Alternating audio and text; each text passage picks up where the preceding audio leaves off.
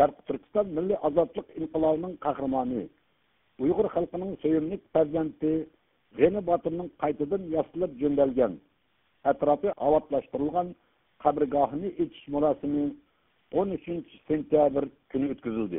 Abdurish Turdiyevning bildirishicha, Cumhuriyetlik Uyghur Madaniyat Markazining rahbarlari qo'l ostidagi Baglar kengashi orqali barliq yigit boshlariga murosimni hozircha to'xtatib qo'yish bo'yicha buyruq berganiga qaramay 200 dan ortiq odam qatnashdi. Murosimda so'zga chiqqan sobiq Sharq Turkiston Milliy armiyasining kapitani, ataqliq yozuvchi Masimjon Zulfiqarov, Qozog'iston Uyg'ur yoshlar birligining sobiq raisi Abdurashid Turdiyev, shoira Tashkil Hizyarova, Qozog'iston Uyg'ur yoshlar birligining raisi Rishad Aznabaqovlar so'zga chiqdi. Tashkil Hizyarova G'eni Baturga bag'ishlab yozgan she'rni o'qidi. Assalomu alaykum, hurmatli jamoat.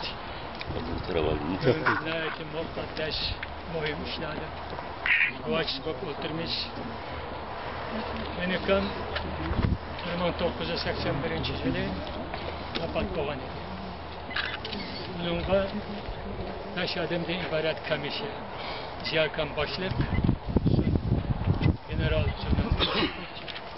Tursun Paltoshev, Bashir Vahidi, Nasimjon Zulfiqarov 5 odamiz. Shu vaqtda kechikib endi kelib pechni o'rnatdi.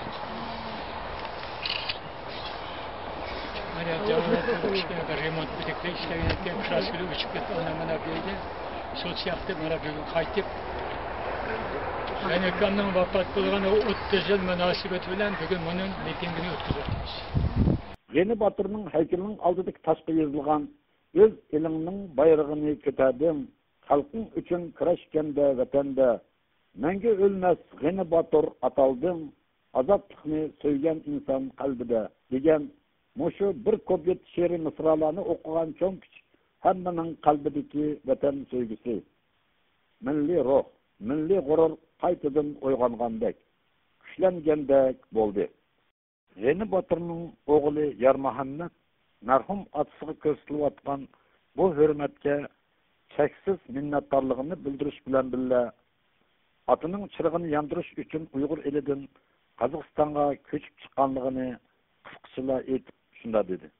Mening dadamdan shunday hurmatlab, o'zchilik qilganlaringizga ming rahmat deb aytaman. G'eni Baturning otasi. Ben Lanjudiga yerda tug'ilgan ekan. 54-yilda. 54-yilda 9-yilda Lanjud tug'ilib, 55-yilda Uljuga kelgan. 55, 65 emas, 55 adam chiqib ketgan.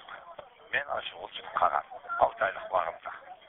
Men ishkiman adamning to'pib ishkimanda, o'sha adamning shirog'i yaqay deb kelgan. Ishkiman o'sha o'ralman bo'ldi. Bu programmani Erkin Asiya Radyosi uchun Almutidan Abdulla tayyorladi.